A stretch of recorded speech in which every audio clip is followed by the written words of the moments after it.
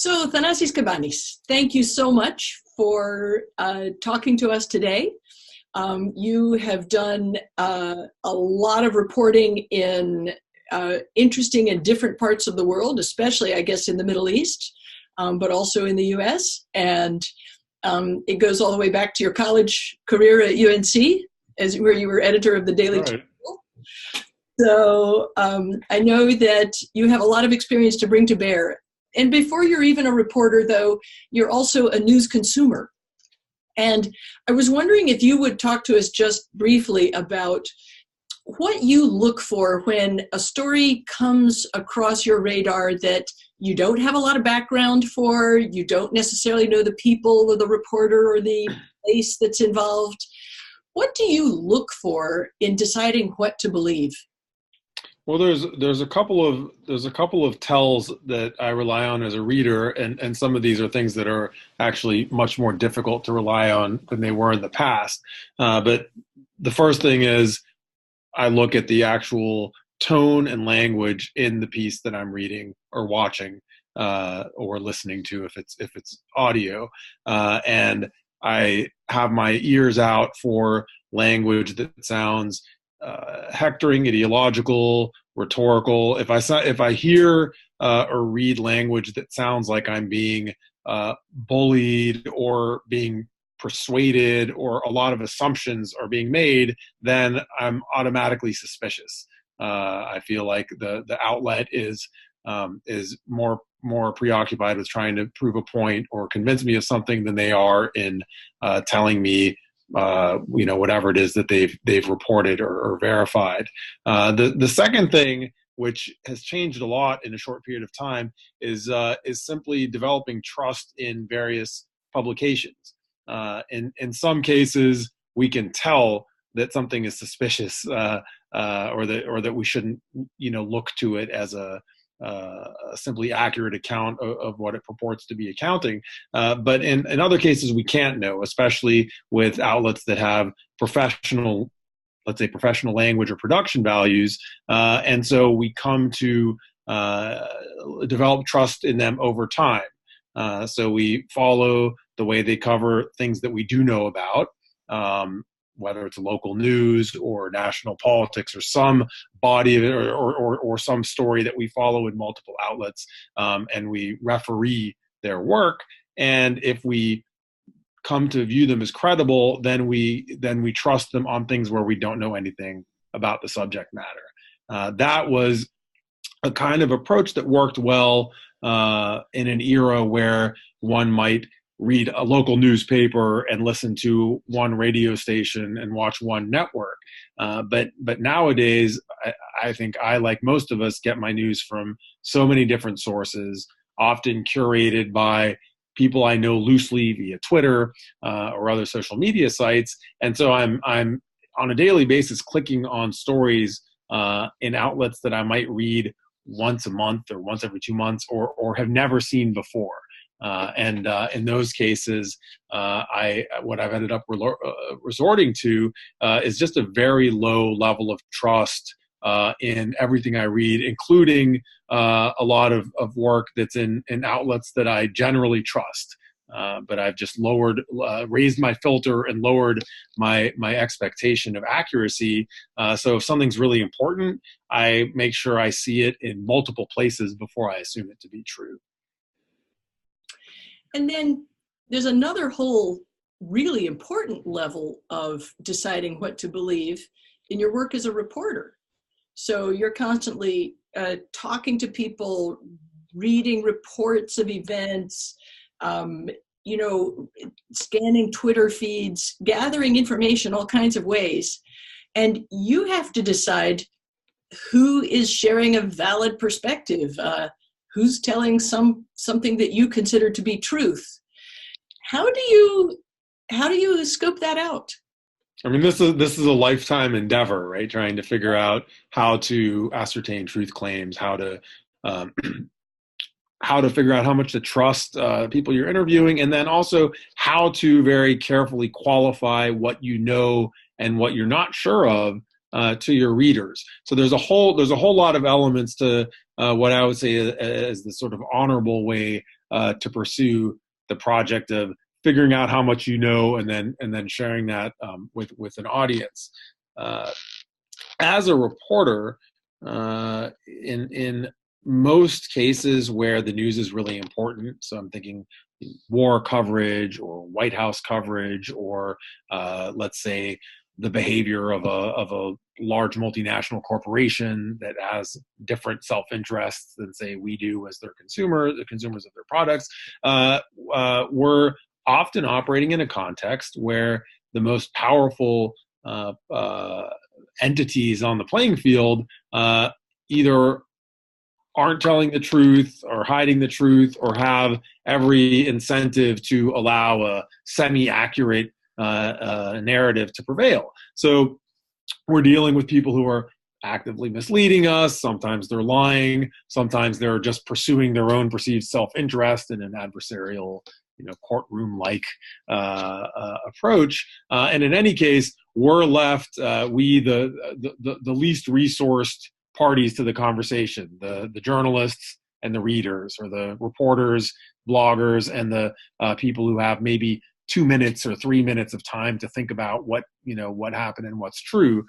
So we're the weak parties in this encounter, and we're trying to figure out, so what is the truth?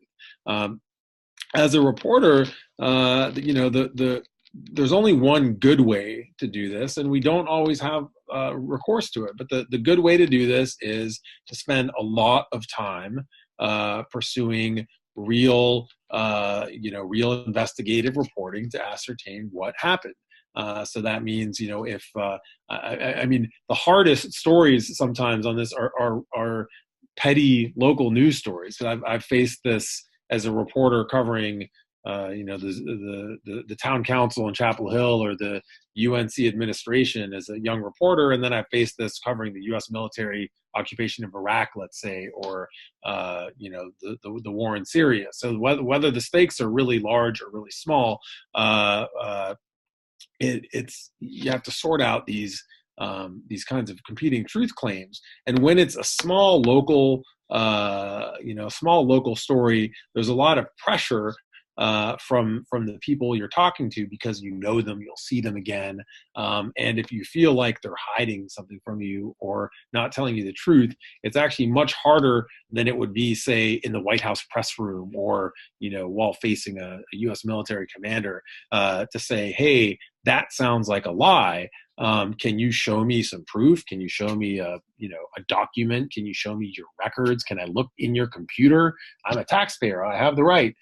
These are difficult kinds of confrontations to do, and they take a lot of resources. What often ends up happening is there just isn't time, right? Or there isn't personnel, or there isn't enough.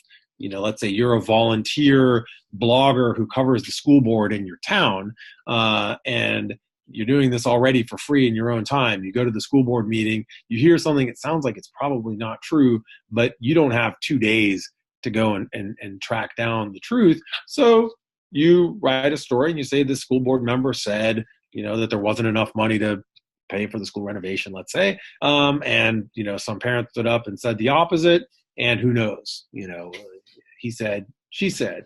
The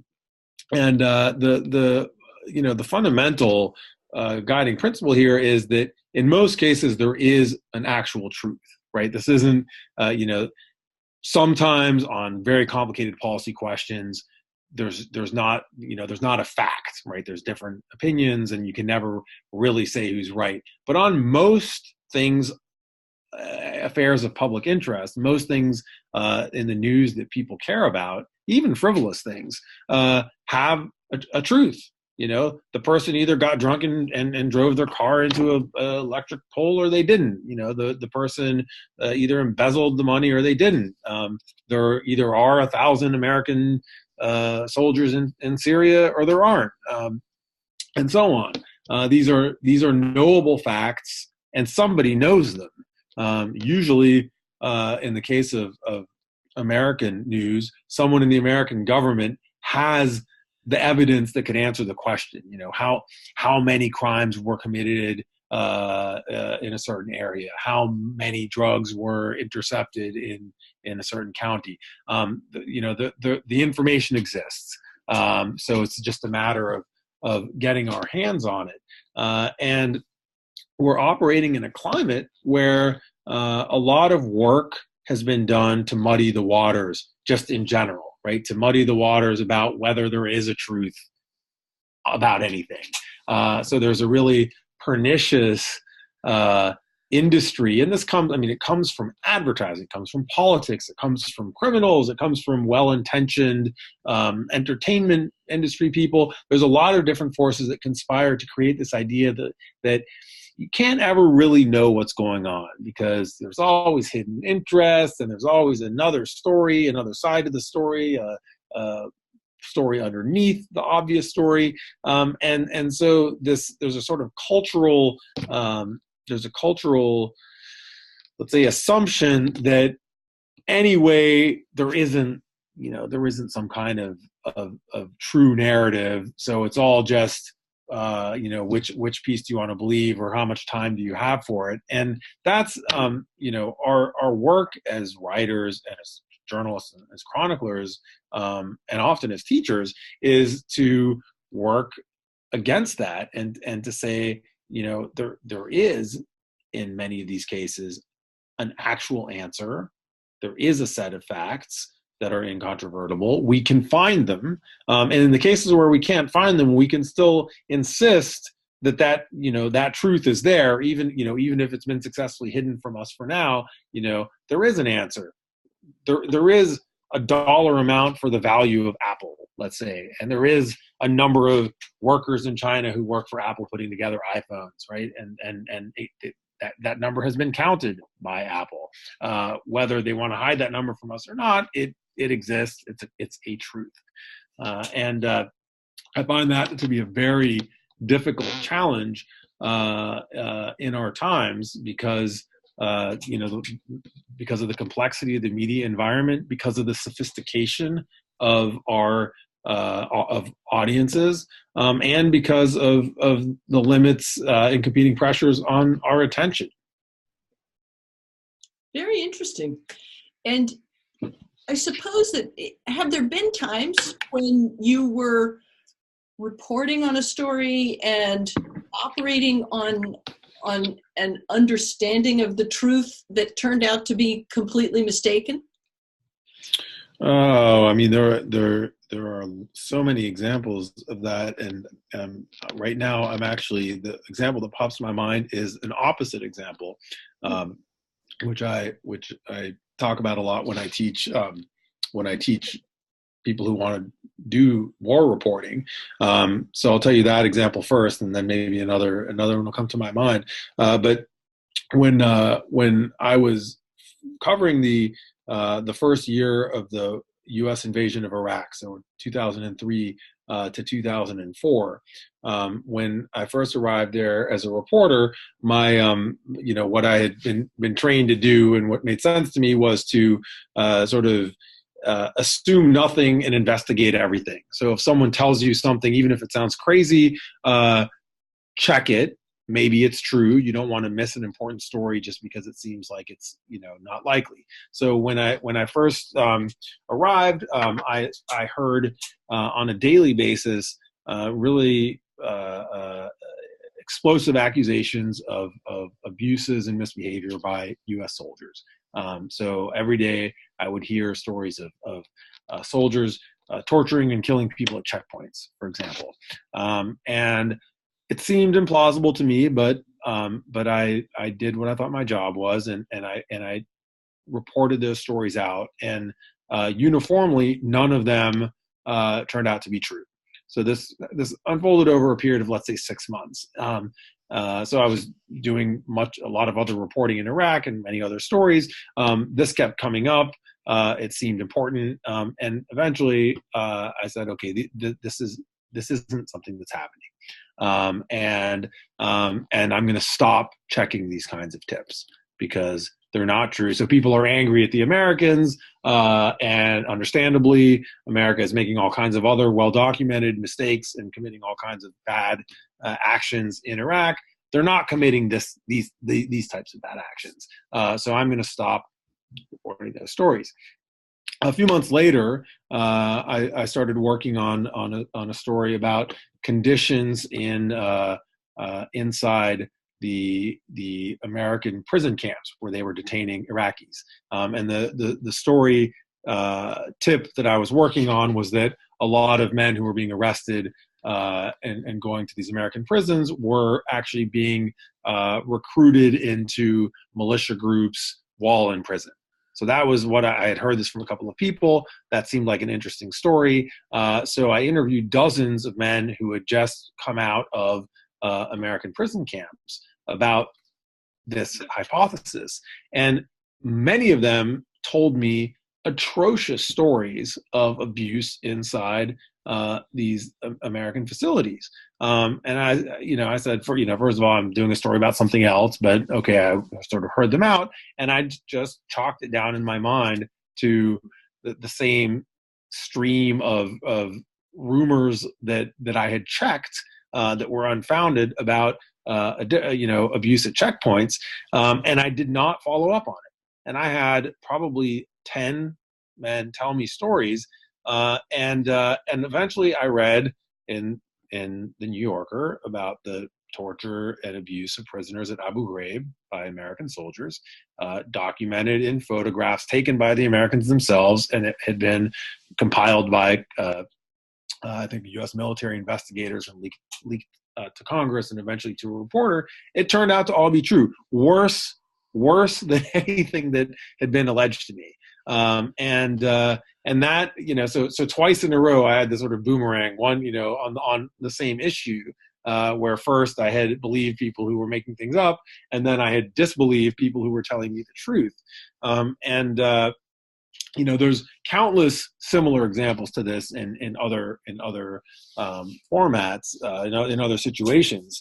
What it tells you is, one, people can lie about the damnedest of things, right? People can lie about things that you're shocked at the immorality that they would make something up about something as important as what they'll lie about. And on the other hand, people will have the most unbelievable things happen to them, and when they tell you the truth about it, it's not believable because we're limited by what makes sense to us. And in that context, in 2003, the winter of 2003 to 2004, it didn't seem believable to me that there'd be an endemic torture conducted by Americans in that setup. And it turns out not only was that normal there, but it turns out today that's a sadly a very normalized part of our perception of what happens in American facilities around the world. So for me, it's a very humbling lesson that even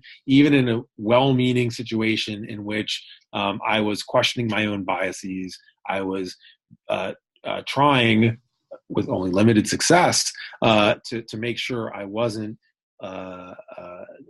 limiting my reporting just based on what I already knew, and being open to investigating other possibilities. And yet reality, and it wasn't the last time, reality far exceeded my limited expectations of what might be possible. And the news, the real proven news ended up being something far beyond my reporter's imagination.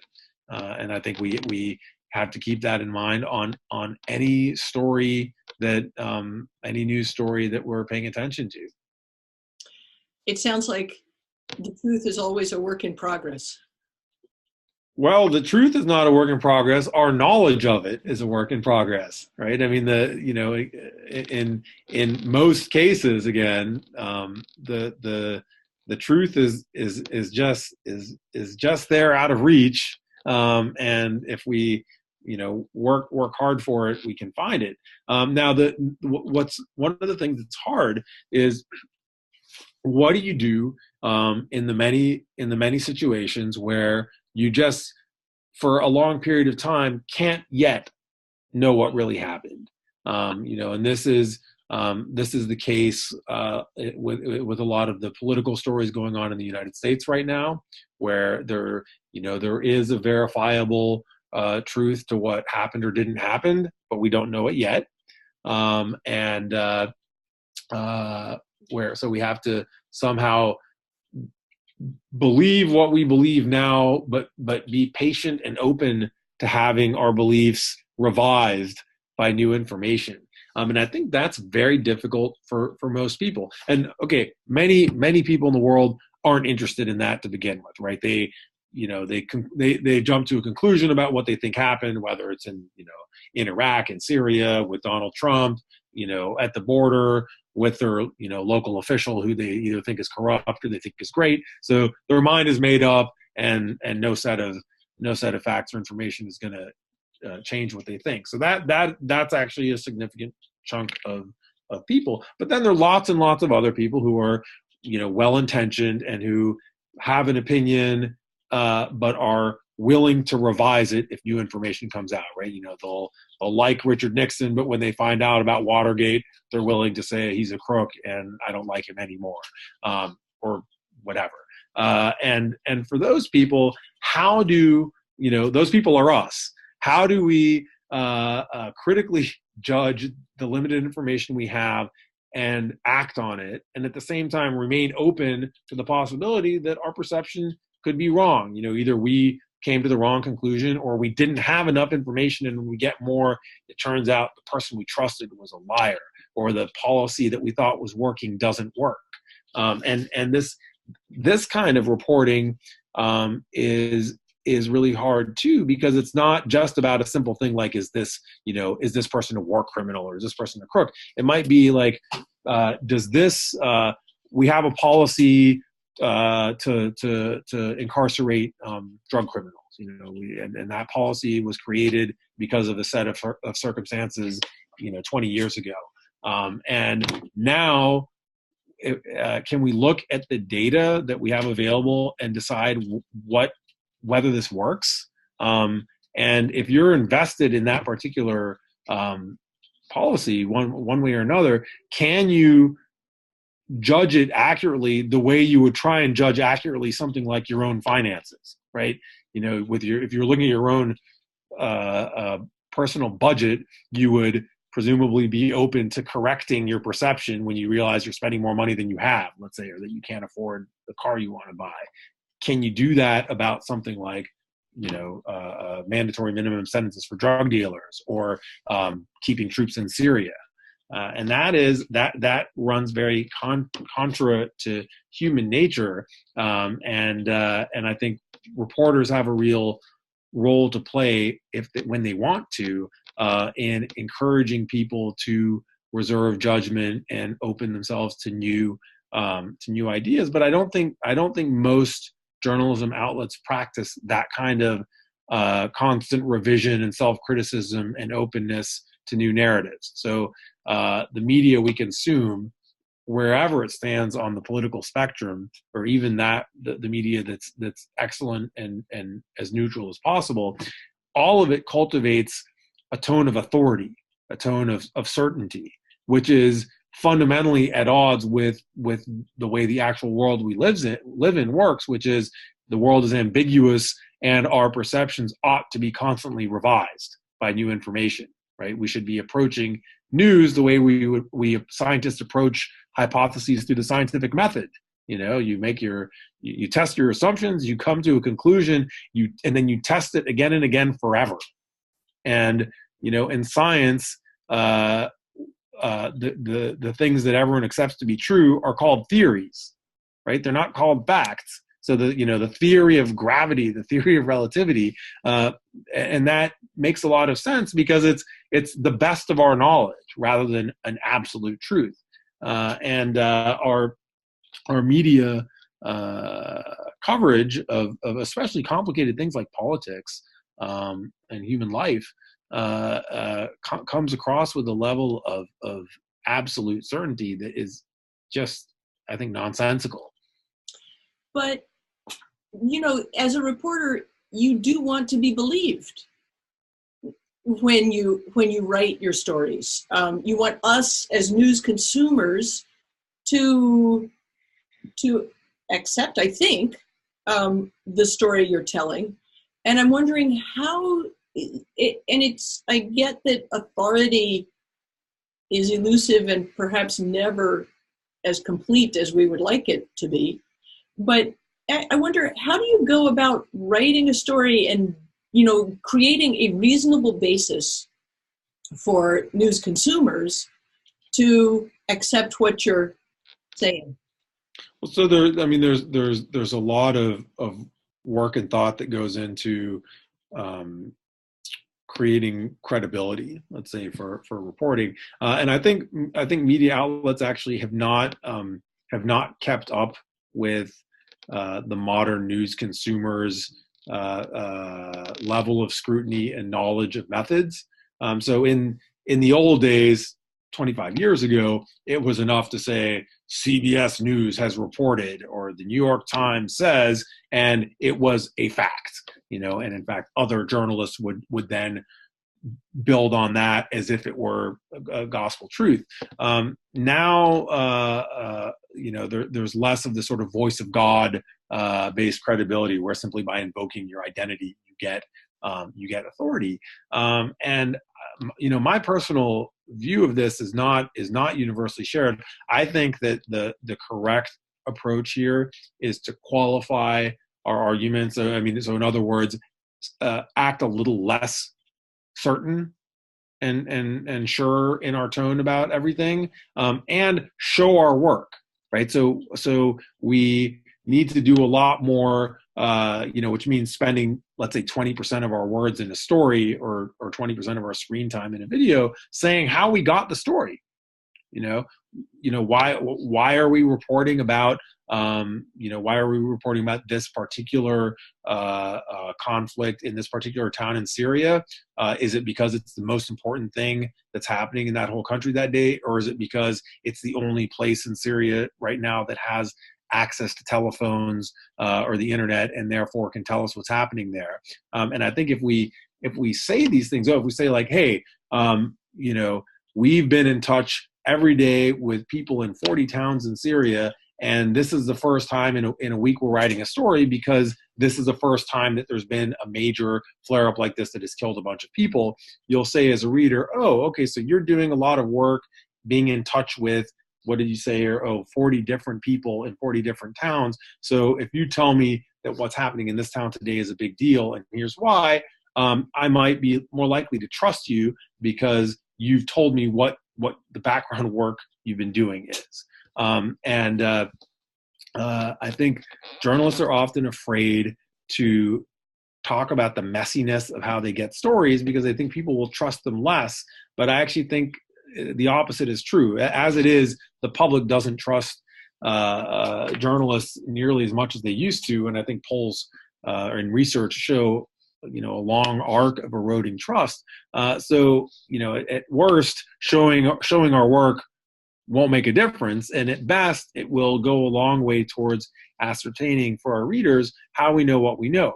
There's a lot of surprising research that shows that readers and audiences don't realize where reporters have been. So a reporter will go to a frontline town in Iraq and write a dispatch about the fight against the Islamic State. And a reader will think that the reporter reported it from Washington, D.C.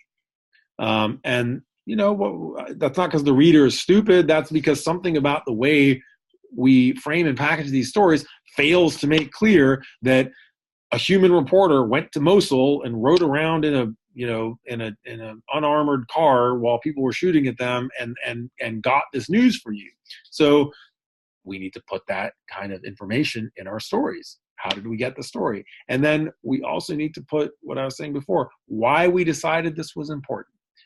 Because if we don't, then we are subject constantly to accusations of having an axe to grind, promoting certain stories because of an ideological agenda, or simply, being lazy and just running with what we happen to know. So if we show our work, then we're somewhat inoculated against those charges, and we're entering a conversation with our readers about how we find things out. And our readers start to realize that, there's a lot of work that goes into verifying the information in stories, finding the people, the experts we talk to, finding the officials who leak or share information with us, and then readers maybe will trust that information more. And there's a lot of work even afterwards that goes into the editing process. I think in the kind of publications that you work with, which is one of the things that really distinguishes the serious and believable publications from the ones spouting fiction or heavily skewed information. Could you talk to us a little bit about what the editing process is like? What happens to a story that you submit after you're finished with it and somebody else gets started with it? Well, so a high quality journalism outlet spends probably a week's worth of person hours for one 1,000 word story that you read in 4 or 5 minutes. And there's a tremendous amount of work, and also on the front end, not just on the back end. So if you are, let's say, a wire reporter in Baghdad, and you're deciding what you're going to write about and report about, you do a whole bunch of interviews and you go to events, and then you speak to an editor or multiple editors about what you're doing, and you make a series of decisions about what is going to be the story that you write that day. And so several hours of thought and discussion among multiple people to make a judgment call of, I found out 30 things. What is actually worth sharing with our readers? And once you make that decision, you go back and do several hours more reporting.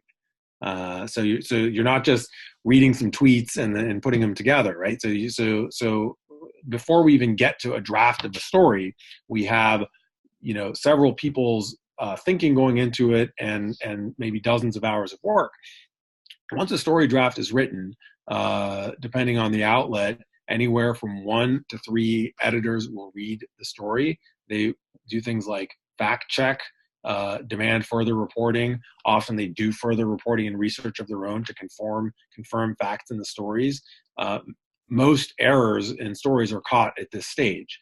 So again, professional, competent, well-meaning reporters still make mistakes, because it's, there's probably 100 facts in a 1,000 word story, or more if you count the facts that are built into underlying assumptions but not written in the text. So this is it's like a legal document. Every sentence has to be completely correct, and professionals who are editors and reporters are really dedicated to that being done right, and they vet and edit every word in these stories, and then finally it gets published. And often that editing process takes as long as the writing process. So on a simple story, we might talk about a day of reporting, a day of writing, and a day of editing, where 3 to 5 reporters and editors are involved in that process. And then there might be a whole secondary layer of editors who look into packaging the story, reporting, doing visual reporting, photographs, videos that accompany it, figuring out how to package and present it and design it on a website. So all that is being done by people who've read with a lot of scrutiny every word in that story before it ever gets to you. Does that ever get incredibly annoying? Like, I think from a student teacher perspective, not everybody loves being challenged about every single sentence they write. I mean, it's no doubt it's a tedious process for all concerned, but it makes for a much better result. I've been in editorial processes that are like the one I described, and then I've been in new media outlets where I'm asked to write a piece. I write it in 2 hours, and then it gets posted 2 hours later. Basically it gets proofread, by someone who might catch a major error, might not, certainly won't catch a small error in nuance.